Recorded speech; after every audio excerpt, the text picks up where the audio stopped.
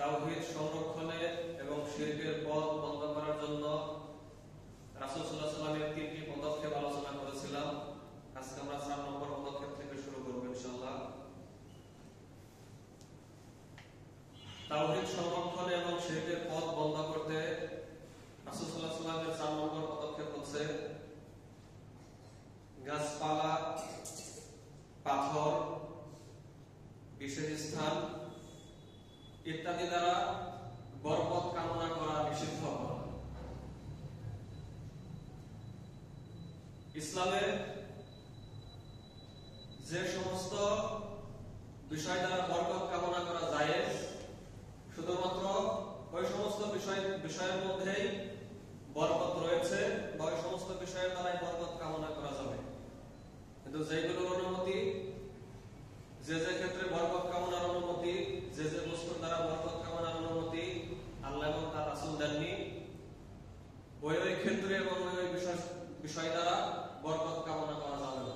তাহলে এই বিষয়গুলো ধীরে ধীরে মানুষকে বড় শিরকে লিপ্ত করবে। এই বিষয়গুলো আমাদের ঈমানকে, আমাদের তাওহীদকে নষ্ট করে দেবে, শিরক এবং কুফরের দরজাকে উন্মুক্ত করে দেবে।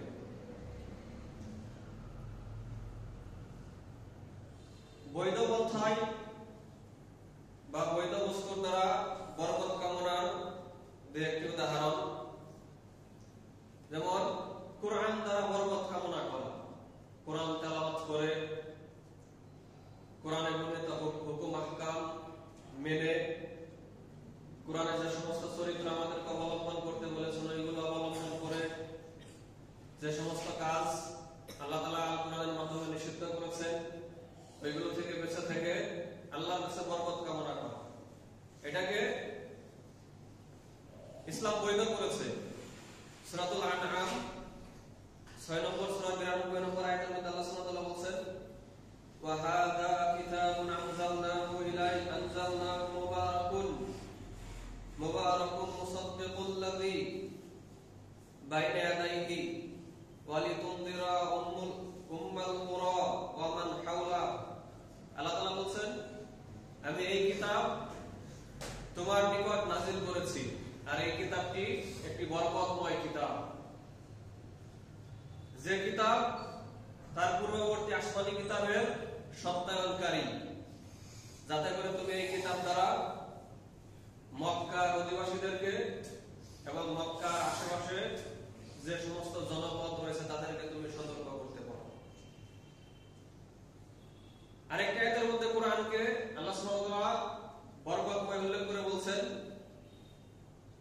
ওয়া হাযা কিতাবুন আনজালনাহু মুবারাকুন ফাত্তাবিউহু ওয়াত্তাকু লাআল্লাকুম তুরহামুন। এই কিতাব আমি তোমার নিকট নাযিল করেছি, এই কিতাবটি একটি বরকতময় কিতাব, সুতরাং তোমরা এই কিতাবের অনুসরণ করো। ওয়াত্তাকু, আর তোমরা নিজেদেরকে জাহান্নাম থেকে বাঁচানোর চেষ্টা করো, তাকওয়া অবলম্বন করো। লাআল্লাকুম তুরহামুন, এই কাজগুলো যদি তোমরা করো তাহলে তোমরা আল্লাহর রহমত প্রাপ্ত হবে, আল্লাহর দয়া লাভ করতে পারবে। সূরাতুল আনআম 6 নম্বর সূরা 155 নম্বর আয়াত। এরপরে বরকত লাভের আরেকটি উপায়, যেমন দোয়া করা আল্লাহর কাছে, আমাদের রিজিকে, আমাদের খাবারে ইত্যাদি ইত্যাদির জন্য আল্লাহর কাছে দোয়া করা। দোয়া একটি বৈধ ওসিলা। অবৈধ যে বরকত কামনা আমাদের সমাজে যেগুলো ব্যাপকভাবে প্রচলিত, যে কাজগুলো ধীরে ধীরে আমাদেরকে বড় শিরকের দিকে পরিচালিত করে, যে কাজগুলোর মাধ্যমে তাওহীদ নষ্ট হয়ে যায় বা শিরকের দরজা মুক্ত হয়ে যায়, সেইগুলো হচ্ছে যেমন গাছপালা, পাথর, বিশেষ দেয়াল, কবর, কবরের গম্বুজ, বিশেষ স্থান বা ভূখণ্ড, বিশেষ স্থানের মাটি, এবারে বিশেষ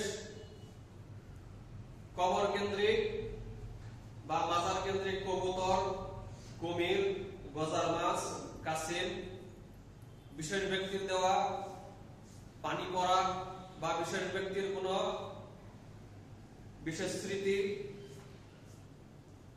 ইত্যাদি এইগুলোর দ্বারা যদি বরকত কামনা করা হয়, এইগুলো হচ্ছে ইসলামের নিষিদ্ধ বরকত কামনার অন্তর্ভুক্ত বিষয়। এইগুলো যে নিষিদ্ধ বরকত কামনার অন্তর্ভুক্ত বিষয়, এর দলিল হিসেবে আমরা একটি হাদিস পেশ করব। হাদিসটি তিরমিজি এবং মুসনাদ আহমদের মধ্যে এসেছে। আন আবি ওয়াকিদ আল-লাইসি, আবি ওয়াকিদ আল-লাইসি রাদিয়াল্লাহু আনহু থেকে বর্ণিত, তিনি বলেন, আন্না রাসূলুল্লাহ সাল্লাল্লাহু আলাইহি ওয়াসাল্লাম লাম্মা খরাজা ইলা হুনাইন, রাসূল সাল্লাল্লাহু আলাইহি ওয়াসাল্লাম যখন হুনাইন যুদ্ধের উদ্দেশ্যে বের হলেন, মাররা বি শাজারাতিন লিল মুশরিকিন ইউকালু লাহা যাতু আনওয়াত, তখন তিনি মুশরিকদের একটি বড়ই গাছের নিকট দিয়ে অতিক্রম করলেন, যে গাছের নাম ছিল যাতে আনওয়াত। ইউআল্লিকুনা আলাইহা আসলিহাতাহুম, মুশরিকরা যুদ্ধের সময় তাদের যুদ্ধের সরঞ্জাম ওই বড়ই গাছে ঝুলিয়ে রাখতো। কেন ঝুলিয়ে রাখতো?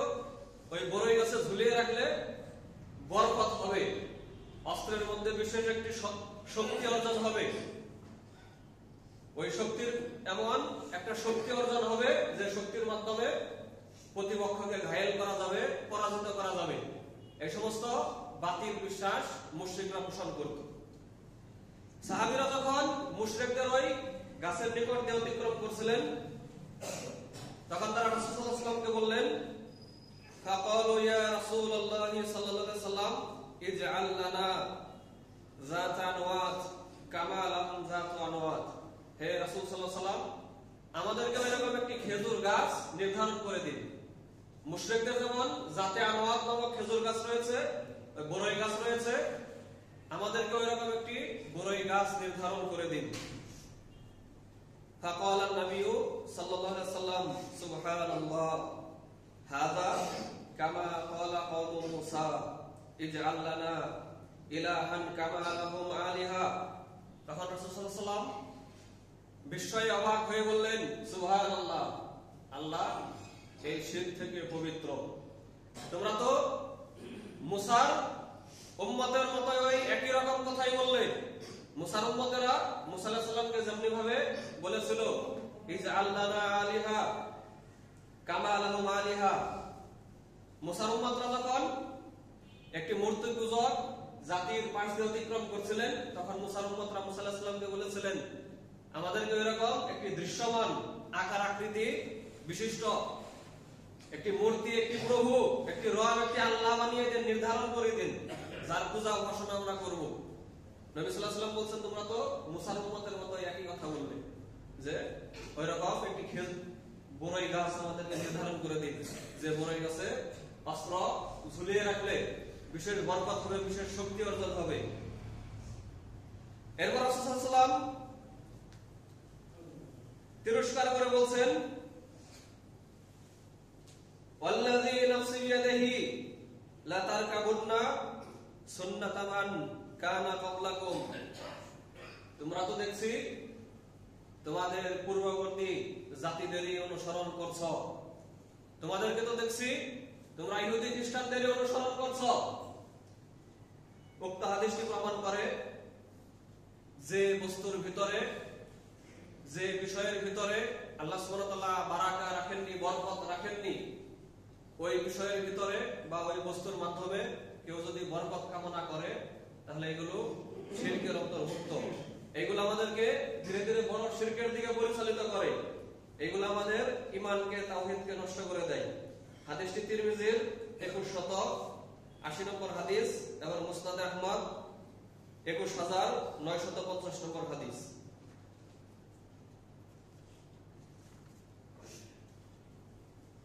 তাওহীদকে সংরক্ষণ করতে এবং শিরকের দরজা বন্ধ করতে রাসূল সাল্লাল্লাহু আলাইহি ওয়াসাল্লাম 5 নম্বর যে পদক্ষেপ অবলম্বন করেছেন এবং আমাদেরকে যে উপায় অবলম্বন করতে বলেছেন, সেটি হচ্ছে কবরের সাথে সংশ্লিষ্ট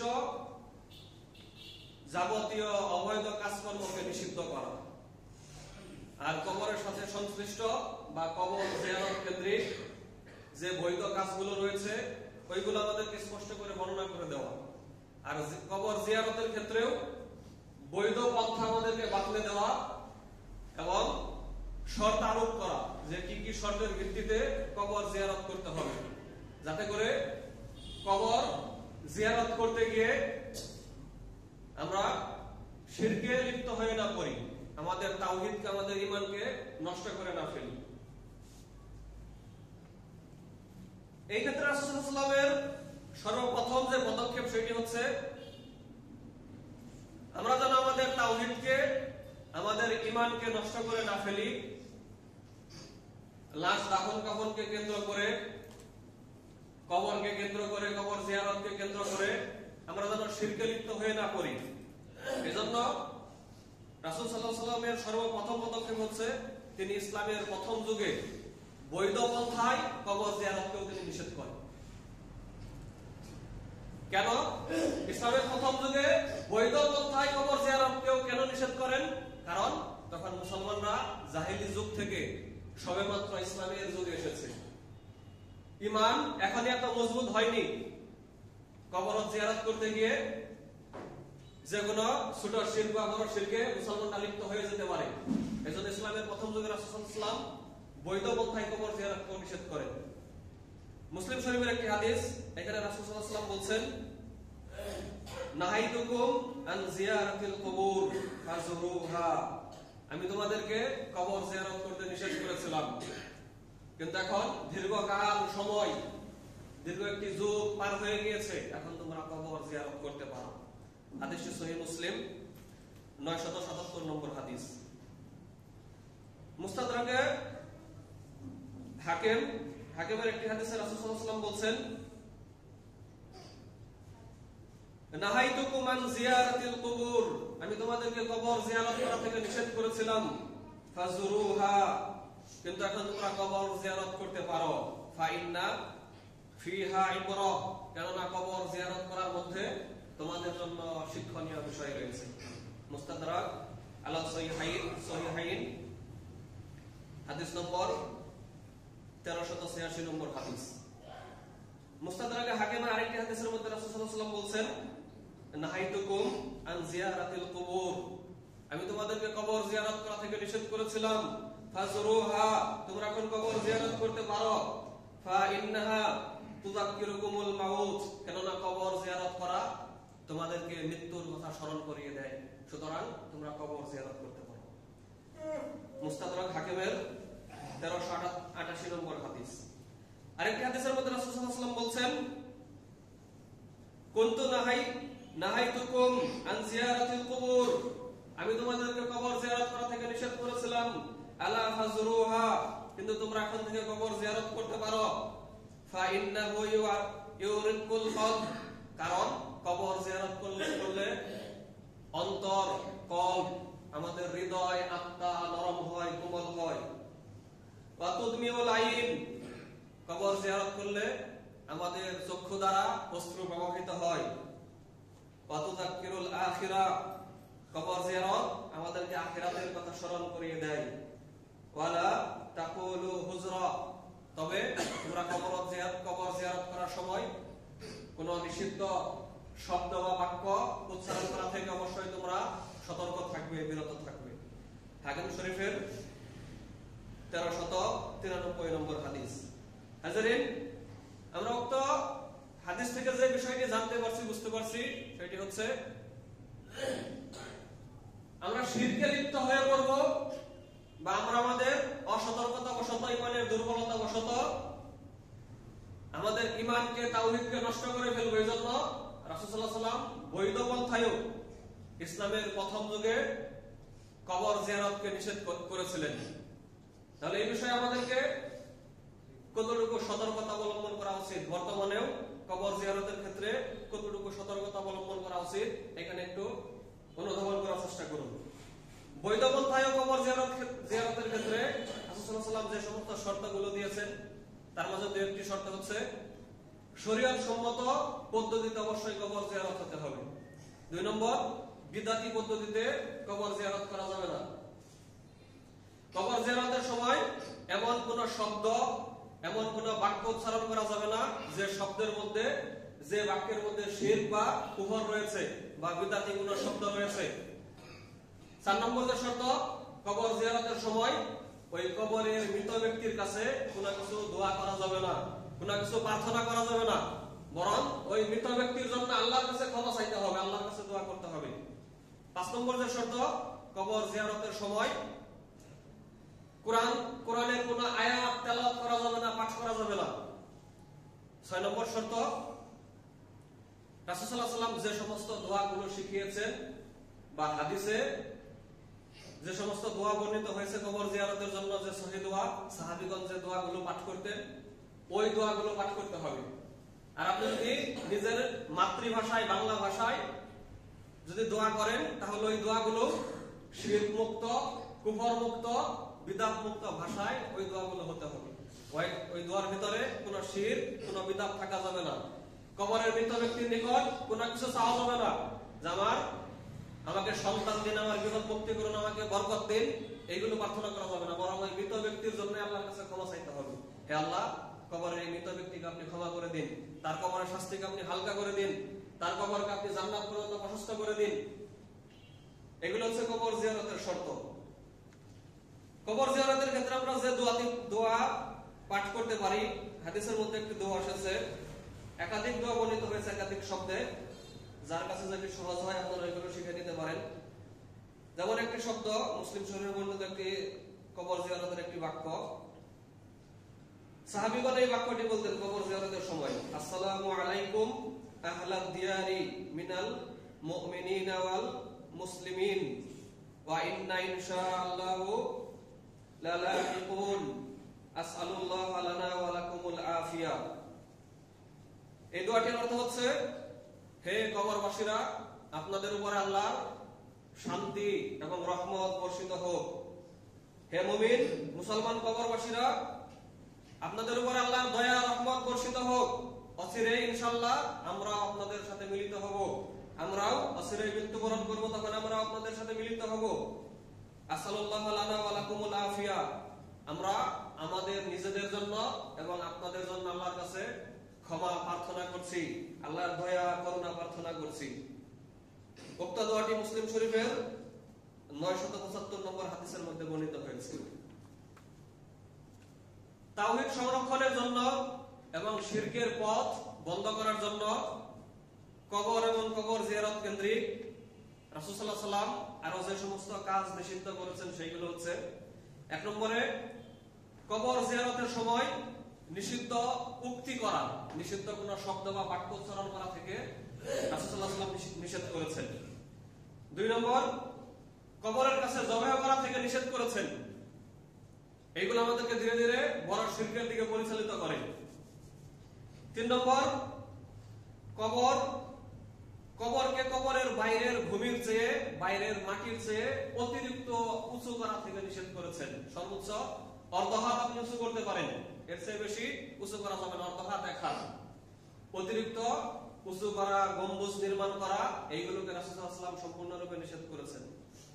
4 নম্বর, কবরকে বাঁধানো বা পাকা করা নিষেধ করেছেন। 5 নম্বর, কবরের উপরে লেখা বা কারুকার্য করা, এইগুলোকে নিষেধ করেছেন। 6 নম্বর, কবরের উপরে সৌধ বা গম্বুজ তৈরি করা নিষেধ করেছেন। 7 নম্বর, কবরে আগুন, মোমবাতি, আগরবাতি ইত্যাদি জ্বালানো থেকে নিষেধ করেছেন। 8 নম্বর, কবরের উপরে বসা, কবর কেন্দ্রিক ইতিকাফ করা বা কবর কেন্দ্রিক অবস্থান করা, খানকা বানিয়ে কবর কেন্দ্রিক একটা আস্তানা গড়ে তোলা, খানকা গড়ে তোলা, এইগুলো থেকে রাসূল সাল্লাল্লাহু আলাইহি ওয়াসাল্লাম নিষেধ করেছেন। 9 নম্বর, কবরের দিকে ফিরে বা কবরের কাছে নামাজ পড়া নিষেধ করেছেন। কবরের উপরে 10 নম্বর, কবরের উপরে মসজিদ বানানো নিষেধ করেছেন। 11 নম্বর, কবরকে উৎসবের স্থানে, মেলা বা উরসের স্থানে পরিণত করতে নিষেধ করেছেন। 12 নম্বর, কবরের উদ্দেশ্যে সফর করতে নিষেধ করেছেন। আমাদের হাজী সাহেবরা যে উল্টি করে থাকেন যে নবীর কবর জিয়ারতের জন্য ওনারা মদিনায় গিয়ে থাকেন, এটি সম্পূর্ণরূপে নিষিদ্ধ। আপনি মদিনা শরীফ বা মসজিদে নববীর উদ্দেশ্যে আপনি সফর করবেন। সফর করে আপনি এরপরে যেহেতু মদিনা থেকে নবীর কবর মসজিদে নববী থেকে একেবারে নিকট, একেবারে সাথেই, আপনি তখন আপনি নবীর কবর জিয়ারত করবেন। মূল নিয়ত হবে মসজিদে নববী। আপনার মূল নিয়ত যদি হয় নবীর কবর জিয়ারত করা, তাহলে আপনি হজ করতে গিয়েও পাপে লিপ্ত হয়েছেন। হাজেরিন, আমরা যদি এই 12টি কাজ থেকে বিরত থাকতে পারি, তাহলে ইনশাআল্লাহ আমরা আমাদের ঈমানকে, আমাদের তাওহীদকে আমরা সংরক্ষণ করতে পারবো, হেফাজত করতে পারবো এবং আমরা শিরক থেকে বেঁচে থাকতে পারবো। 6 নম্বর,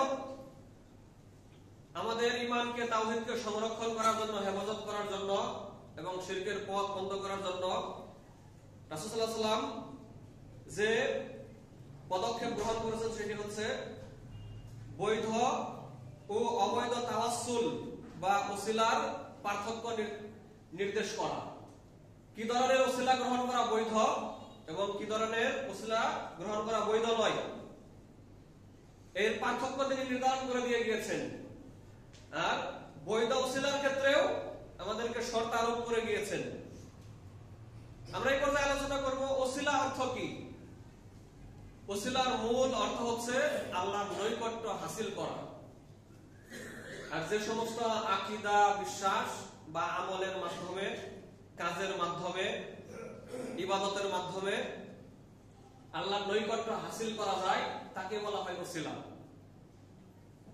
যদিও আমাদের সমাজে কোরআনের বর্ণিত, কোরআন হাদিসে বর্ণিত ওসিলা শব্দের অব্যাখ্যার মাধ্যমে পীর মুরিদির জমজমাট ব্যবসা চলছে। তারা ওসিলা অর্থ করে থাকে পীর ধরতে হবে, কিন্তু কোরআন হাদিসে ওসিলা অর্থ আল্লাহ এবং তার রাসূল পীর ধরা অর্থে ব্যবহার করেননি। কোরআন এবং হাদিস আল্লাহ এবং তার রাসূল ওসিলা শব্দটি ব্যবহার করেছেন এবং আকীদা, বিশ্বাস, ঈমান, আমল, ইবাদত বা কর্ম, যেগুলোর মাধ্যমে আমরা আল্লাহর সন্তুষ্টি, আল্লাহর নৈকট্য অর্জন করতে পারি, এই অর্থে ব্যবহার করা হয়েছে। এই অর্থে আল্লাহ এবং তার রাসূল ওসিলা শব্দটিকে ব্যবহার করেছেন। হাজেরিন, বৈধ তাওয়াসসুল বা ওসিলার দুই একটি উদাহরণ, যেমন আল্লাহর সুন্দর নাম ও গুণাবলীর দ্বারা আল্লাহর নৈকট্য অবলম্বন করা বা আল্লাহর নাম এবং গুণাবলীর ওসিলায় আল্লাহর কাছে দোয়া প্রার্থনা করা, এটা একটি বৈধ ওসিলার একটি উদাহরণ। 2 নম্বর বৈধ ওসিলার উদাহরণ, যে সকল সৎকর্ম দ্বারা আল্লাহর নৈকট্য অর্জন করা যায়, ওই সমস্ত সৎকর্মের ওসিলায় আল্লাহর কাছে দোয়া করা। আপনারা এই হাদিসটি সবাই জানেন। ওই যে 3 জন ব্যক্তি পাহাড়ের গুহায় যে আটকা পড়লো, আটকা পড়ার পর তারা তাদের সৎ আমলগুলো ওসিলায় আল্লাহর কাছে দোয়া করতে থাকলো, হে আল্লাহ, তুমি যদি জেনে থাকো আমি আমার এই অমুক সৎ কাজটি শুধুমাত্র তোমাকে সন্তুষ্ট করার ওসিলায়, তোমাকে সন্তুষ্টি করার জন্য করেছিলাম, তাহলে এই পাহাড়ের মুখ থেকে, পাহাড়ের গুহার মুখ থেকে এই বিশাল বড় পাথরটি সরিয়ে দাও। আপনারা সবাই এই হাদিসটি জানেন, এজন্য আমরা এই হাদিসটি বিস্তারিত বলছি না, আমাদের বক্তব্য সংক্ষিপ্ত করার জন্য। 3 জন ব্যক্তি পরপর দোয়া করলো, আল্লাহ তাআলা ধীরে ধীরে একটু একটু পাহাড়ের গুহা থেকে পাথরটি সরিয়ে দিচ্ছিলেন। পরবর্তীতে আল্লাহ সুবহানাহু ওয়া তাআলা তাদেরকে ওই গুহা থেকে বের হওয়ার জন্য সম্পূর্ণরূপে পাথরটিকে সরিয়ে দিলেন। উক্ত হাদিস থেকে প্রমাণ হয় আমাদের নেক আমলের মাধ্যমে, আমাদের ইবাদতের ওসিলার মাধ্যমে আল্লাহর কাছে দোয়া প্রার্থনা করা যায়, একটি বৈধ ওসিলার উদাহরণ।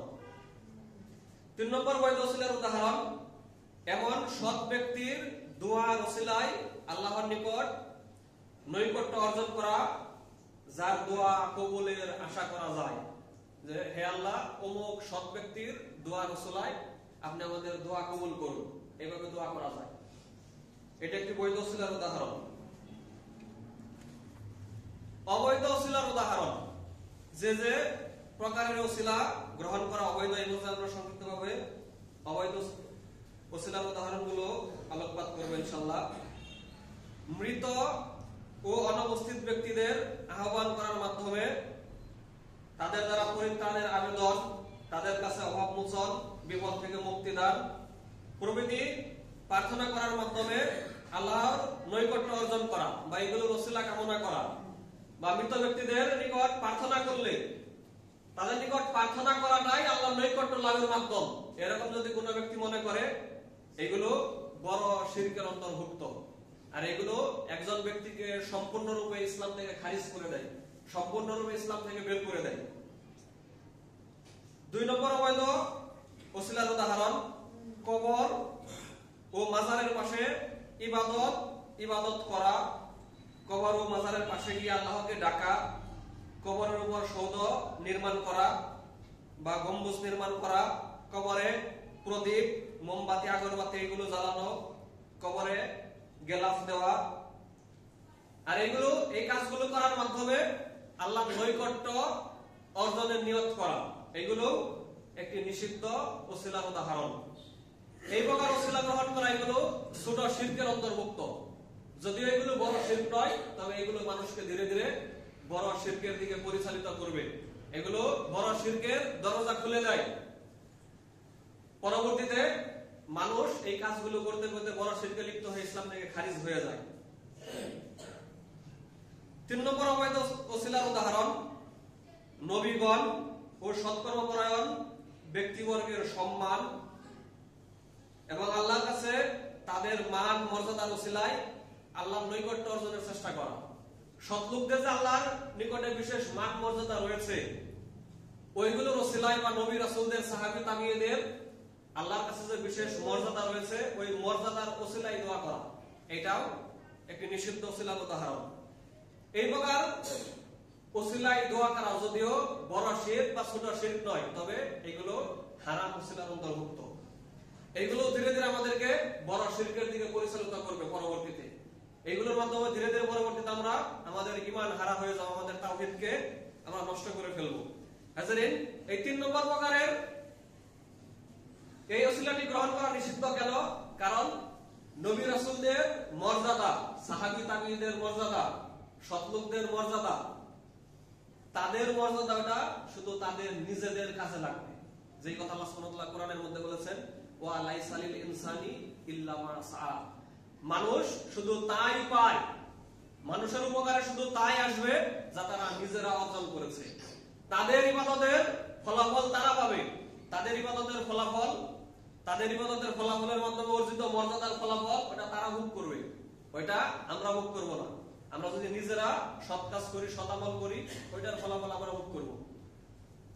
হাজরিন, এই ধরনের ওসিলা নিষিদ্ধ হওয়ার আরেকটি কারণ, এই 3 নম্বরের যে ওসিলা, এটা যে সৎ লোকদের মর্যাদার ওসিলায় আল্লাহর কাছে দোয়া করা, এইভাবে দোয়া করার প্রচলন রাসূল সাল্লাল্লাহু আলাইহি ওয়াসাল্লামের যুগে এবং সাহাবীদের যুগে, তাবিঈদের যুগে, 4 মাযহাবের ইমামদের যুগে এই পদ্ধতিতে দোয়া করার নিয়ম পদ্ধতি প্রচলন ছিল না। এজন্য সৎ লোকদের মর্যাদার ওসিলায় আল্লাহর কাছে দোয়া করা যাবে না। ইমাম আবু হানিফা রাহিমাহুল্লাহর একটি বক্তব্য, তিনি বলছেন, দোয়াকারীর এই কথা বলা মাকরুহ, অপছন্দনীয়, যে আমি আপনার কাছে অর্থাৎ আল্লাহর কাছে অমুক ব্যক্তির যে হক রয়েছে, যে মর্যাদা রয়েছে, তার ওসিলায় দোয়া করছি। ওলিগণ রাসূলগণের যে হক রয়েছে তার ওসিলায় দোয়া করছি। কাবা ঘরের আশেপাশের যে স্থান রয়েছে, এগুলোর যে বিশেষ মর্যাদা রয়েছে, সম্মান রয়েছে, এই মর্যাদা সম্মানের ওসিলায় আল্লাহর কাছে দোয়া করছি। এগুলো ইমাম আবু হানিফা রাহিমাহুল্লাহ অপছন্দ করতেন, নিষিদ্ধ মনে করতেন। হাজরিন, পূর্ববর্তী সালফে সালিহিনগণ যেখানে এইভাবে দোয়া প্রার্থনা করার অপছন্দ করতেন, নিষিদ্ধ মনে করতেন, ওই ক্ষেত্রে আমাদের এইভাবে দোয়া করা কোনোভাবেই আমাদের জন্য জায়েজ হতে পারে না। হাজরিন, অবৈধ যে ওসিলাগুলো, যে নবীর ওসিলায়, সাহাবী তাবিঈদের ওসিলায় দোয়া করার যে প্রচলন আমাদের সমাজে, এর পক্ষে অনেক জাল হাদিস দ্বারা দলিল দেওয়া হয়। আমরা একটি দুইটি উল্লেখ করব। আমরা প্রায় পুরো 1-1.5 পেজ জাল হাদিসগুলো আমরা উল্লেখ করে নিয়ে এসেছিলাম। আমাদের আলোচনা সংক্ষেপ করার জন্য আমরা এগুলো পাঠ করতে পারছি না। আমরা একটি দুইটি জাল হাদিস উল্লেখ করে আমরা সামনের দিকে অগ্রসর হব ইনশাআল্লাহ। যেমন অবৈধ এই ওসিলার পক্ষে একটি জাল হাদিস পেশ করা হয়। জাল হাদিসটি হচ্ছে, তোমরা আমার মর্যাদার দ্বারা ওসিলা অবলম্বন করো, কেননা আল্লাহর কাছে আমার মর্যাদা মহান, আমার বিশেষ মর্যাদা রয়েছে। অথবা যখন আল্লাহর কাছে তোমরা প্রার্থনা করবে, তখন আমার মর্যাদার ওসিলায় প্রার্থনা করবে, কেননা আল্লাহর কাছে আমার মহান মর্যাদা রয়েছে। একেবারে টাটকা একটি জাল হাদিস, যে হাদিসের আসমান জমিনে কোন সহিহ কিতাবে সহিহ গ্রন্থে যে হাদিসের কোন অস্তিত্ব পাওয়া যায় না। আরেকটি জাল হাদিস যেগুলো এই নিষিদ্ধ ওসিলার জন্য, এই নিষিদ্ধ ওসিলা ব্যাপকভাবে প্রচলনের জন্য দায়ী। তার মধ্যে অন্য একটি জাল হাদিস হচ্ছে, যদি আপনি না হতেন, যদি হে নবী তোমাকে সৃষ্টি না করতাম, তাহলে আমি আসমান জমিনের কিছুই সৃষ্টি করতাম না। এই যত হাদিসে যে বলা হলো যে নবীকে সৃষ্টি না করলে কিছুই সৃষ্টি করা হতো না, নবীর একটা বিশেষ মর্যাদার কথা বলা হচ্ছে না। তো এই হাদিসগুলোই ধীরে ধীরে নবীর মর্যাদার ওসিলায় এই নিষিদ্ধ দোয়া করার প্রচলন ব্যাপকভাবে প্রচার প্রসারের জন্য দায়ী। এই জাল হাদিসগুলো, এই হাদিসগুলোর কোনো অস্তিত্ব কোনো সহিহ গ্রন্থে নেই। বুখারী, মুসলিম, তিরমিজি, আবু দাউদ বা যে কোনো হাদিসের গ্রন্থে সহিহ হাদিসের মধ্যে কোনো অস্তিত্ব পাওয়া যায় না। টাটকা জাল হাদিস, বাতিল হাদিস এইগুলো। হাজারিন,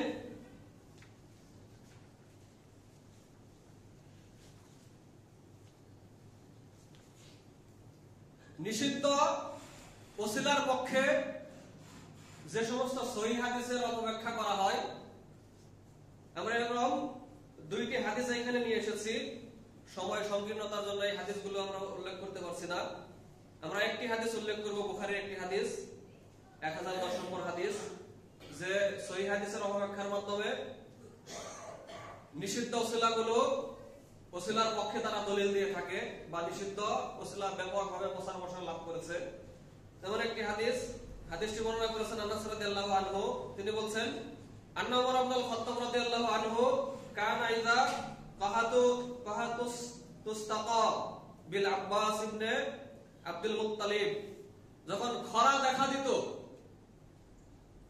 আনাস রাদিয়াল্লাহু আনহু বলছেন, যখন অনাবৃষ্টি খরা দেখা দিত, তখন ওমর রাদিয়াল্লাহু আনহু ইবনে আব্বাসের মাধ্যমে, ইবনে আব্বাসের ওসিলায় দোয়া করতেন। কি বলে দোয়া করতেন? আল্লাহুম্মা ইন্না কুন্না নাতাওয়াসসালু ইলাইক বিনাবিয়িনা ফাতাসকিনা ওয়া ইন্না নাতাওয়াসসালু ইলাইক বিআম্মি নাবিয়িনা ফাসকিনা ফাকালা ফায়ুসকাউন। ওমর রাদিয়াল্লাহু আনহু এই বলে দোয়া করতেন, হে আল্লাহ, আমরা নবীর চাচার ওসিলায় আপনার কাছে বৃষ্টি প্রার্থনা করছি। যেমনি ভাবে আমরা নবীর যুগে নবীর ওসিলায় আমরা বৃষ্টি প্রার্থনা করতাম, সুতরাং তখন বৃষ্টি হতো। এটা হচ্ছে হাদিসের সরল অনুবাদ। সরল অনুবাদ করলে হাদিসের অপব্যাখ্যার সুযোগ রয়েছে। কিন্তু এই হাদিসের অর্থ সাহাবীগণ কি বুঝতেন? সাহাবীগণ এই হাদিসের অর্থ জানতেন না, বুঝতেন না? তাবিঈগণ এই হাদিসের অর্থ জানতেন না, বুঝতেন না? তাবিঈগণ, হাদিসের মুহাদ্দিসগণ, চার মাযহাবের ইমামগণ, ওনারা এই হাদিসের অর্থ জানতেন না, বুঝতেন না? নাকি 1400 বছর পরে আমরাই ভালো বুঝে ফেলেছি? এই হাদিসের সঠিক যে অর্থ, ব্যাখ্যামূলক যে সঠিক অর্থ, সেটি হচ্ছে, আমরা রাসূলের যুগে রাসূলের মাধ্যমে হে আল্লাহ আপনার কাছে বৃষ্টি প্রার্থনা করতাম, রাসূলকে দ্বারা বৃষ্টির দোয়া করাতাম। আর এখন রাসূল মৃত্যুবরণ করেছেন, রাসূলের অবর্তমানে রাসূলের চাচার দ্বারা হে আল্লাহ আপনার কাছে দোয়া প্রার্থনা করাচ্ছি, বৃষ্টির দোয়া করাচ্ছি। সুতরাং আপনি রাসূলের চাচার দ্বারা যে আপনার কাছে আমরা বৃষ্টি চাচ্ছি, আমাদের এই বৃষ্টি প্রার্থনার এই দোয়াকে কবুল করুন। এইভাবে যদি অর্থ করা হয়, তাহলে কি অপব্যাখ্যার সুযোগ আছে? কি বলেন, অপব্যাখ্যার সুযোগ আছে? এখন অপব্যাখ্যার সুযোগ নেই। কিন্তু সরল ব্যাখ্যা করে, সরল অর্থ করে ওনারা অবৈধ ওসিলার দলিল দিয়ে থাকে এই সহিহ হাদিসগুলো দ্বারা। যে হাদিসের মধ্যে এসেছে নবীর চাচার ওসিলায় দোয়া করা হতো, নবীর চাচার ওসিলায় বৃষ্টি প্রার্থনা করা হতো। যারা সহিহ হাদিসগুলোর অপব্যাখ্যা করে নিষিদ্ধ ওসিলার দলিল দিয়ে থাকে, আল্লাহ সুবহানাহু ওয়া তাআলা তাদের অপব্যাখ্যা থেকে আমাদেরকে হেফাজত করুন, আমাদের ঈমান আমলকে হেফাজত করার তৌফিক দান করুন, সকলেই বলি আমিন।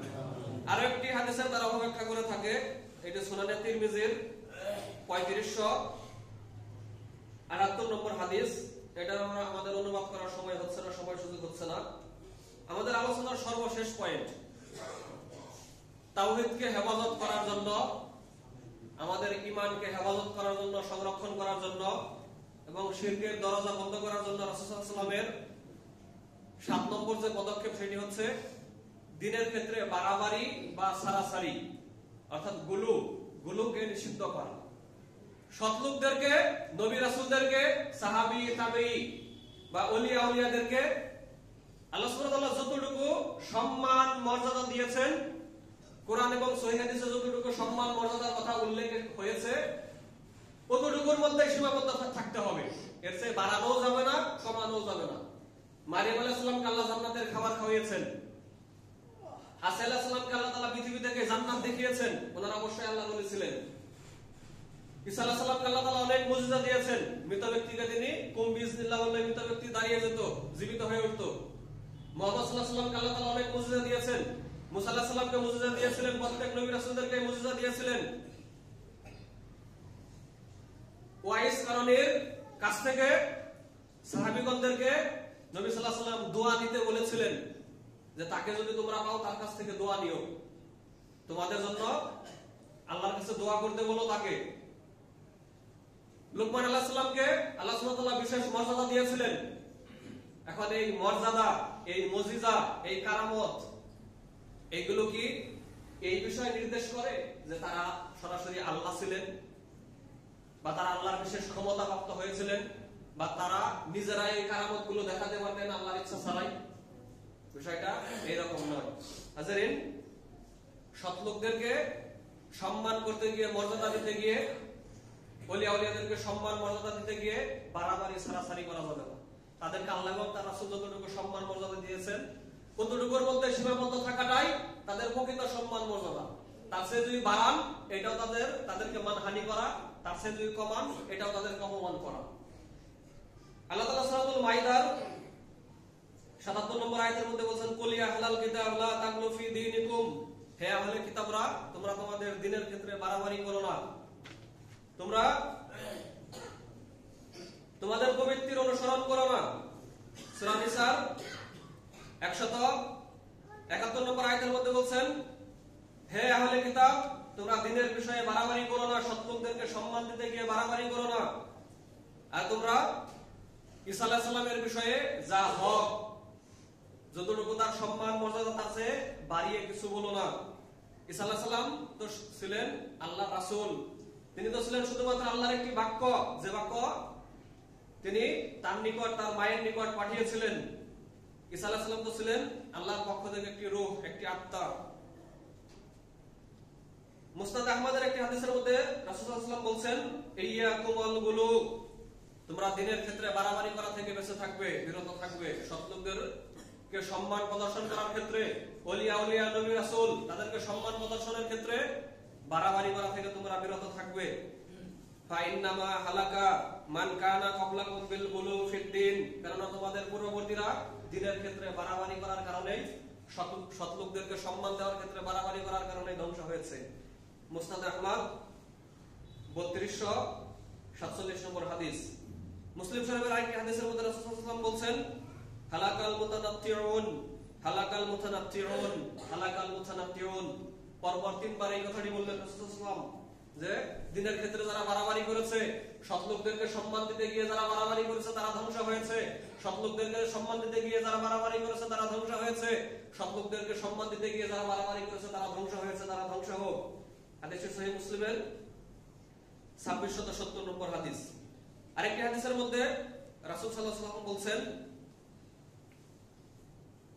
লা তুতরুনি কামা আতরাতিন নাসারা ইবনে মারইয়াম, তোমরা আমাকে সম্মান দিতে গিয়ে, খ্রিস্টানরা ঈসা আলাইহিস সালামকে সম্মান দিতে গিয়ে যেরকম বাড়াবাড়ি করেছে, বাড়াবাড়ি করতে করতে করতে করতে ঈসা আলাইহিস সালামকে আল্লাহর আসনে বসিয়ে দিয়েছে, আল্লাহ বানিয়ে দিয়েছে, তোমরা এরকম আমাকে সম্মান দেওয়ার ক্ষেত্রে বাড়াবাড়ি করে আমাকে আল্লাহর আসনে বসিয়ে দিও না।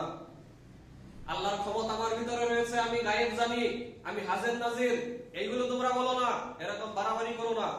বরং ফাইন্নামা আনা আবদুহু, বরং আমি আল্লাহর বান্দা, আমি আল্লাহ নই।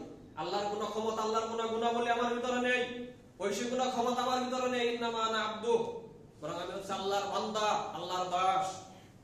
ফাকুলু আব্দুল্লাহি ওয়া রাসূলু, সুতরাং তোমরা আমাকে আল্লাহর বান্দা এবং দাস বলবে, আল্লাহর বান্দা এবং আল্লাহর রাসূল বলবে।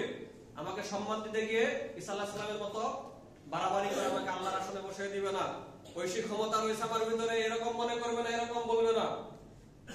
আমাদের আজকের আলোচনা থেকে আল্লাহ সুবহানাহু ওয়া তাআলা আমাদেরকে উপকৃত করুন, সকলেই বলি আমিন। আমাদের তাওহীদকে, আমাদের ঈমান আমলকে সংরক্ষণ করার জন্য রাসূল সাল্লাল্লাহু আলাইহি ওয়াসাল্লাম যে সমস্ত পদক্ষেপ অবলম্বন আমাদেরকে করতে বলেছেন, ওই সমস্ত পদক্ষেপ আমাদেরকে অবলম্বন করার তৌফিক দান করুন, সকলেই বলি আমিন। শিরক থেকে বেঁচে থাকার জন্য যে সমস্ত উপায় অবলম্বন রাসূল সাল্লাল্লাহু আলাইহি ওয়াসাল্লাম আমাদেরকে বাতলে দিয়েছেন, ওই সমস্ত উপায় অবলম্বন আমাদেরকে অনুসরণ করার তৌফিক দান করুন, সকলেই বলি আমিন। বারাকাল্লাহু লানা ওয়া লাকুম ফিল কুরআনিল আযীম।